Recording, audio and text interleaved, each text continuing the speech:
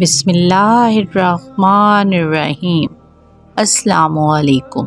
Islamic story with कुल के प्यारे प्यारे साथियों, कैसे हैं आप सब लोग।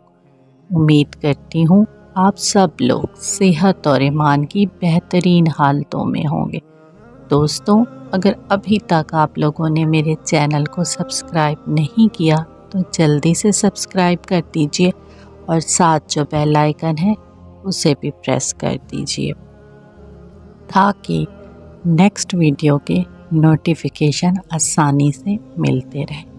दोस्तों, आज की कहानी बहुत ही नसीहत भरी है। चलिए शुरू करते हैं अपनी खूबसूरत कहानी। दोस्तों, ये कहानी है हज़रत इब्राहीम अलैहिस्सलाम की।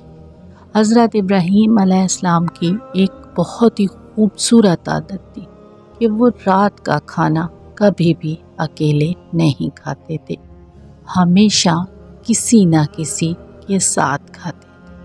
इसी तरह वो एक रात इंतज़ार कर रहे थे कि कोई मेहमान आए और उनके साथ वो खाना खाए।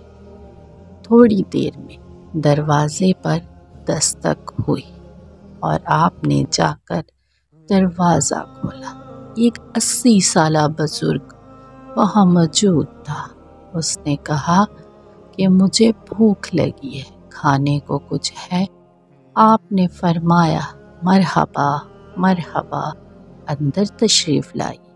वो अंदर आया, आपने उसके हाथ धुलाए और खाने की तश्तरी उसके सामने रखी और कहा जनाब बिस्मिल्लाह कीजिए। उसने कहा मैं बिस्मिल्लाह नहीं पढ़ूँगा क्योंकि मैं मजूसी हूँ।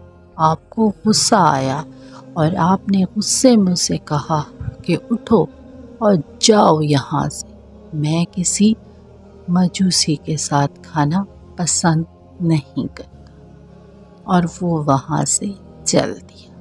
इसी वक्त अल्लाह के फरिश्ते हज़रत जिब्राईल अलैहिस्सलाम आए और उन्होंने हज़रत इब्राहीम से आके कहा, ऐ इब्राहीम, अल्लाह ताला फरमा रहे हैं कि 80 साल तक मैंने तो इसका रिज़्क नहीं रोका, मैंने तो कभी इसको खाने भूखा नहीं सुलाया किसी भी रात, हमेशा इसका पेट भर के सुलाया। अगर ये मुनकिर है, अगर नहीं मानता, नाफरमानी की है इसने तो मेरी की है। ये बात सुनते ही हज़रत इब्राहीम फ़ौरन वहाँ से दौड़े।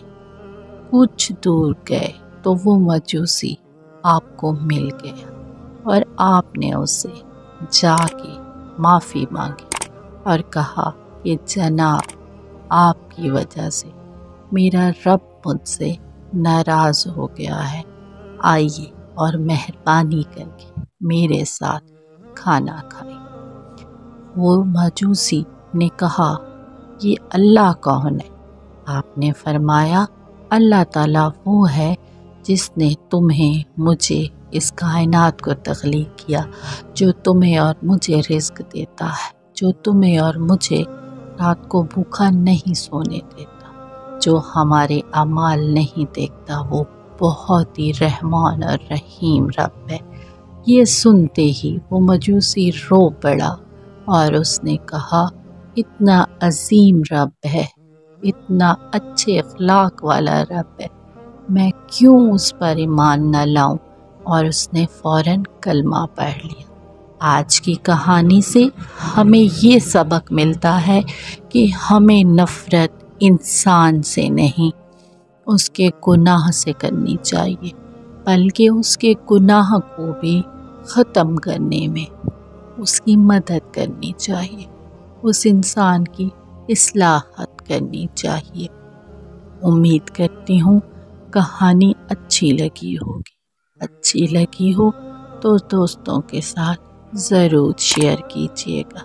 मिलते हैं अगली नसीहत भरी कहानी में। अल्लाह आप सबका हामी और नासिर हो। दुआओं में मुझे याद रखिएगा। अल्लाह हाफिज़।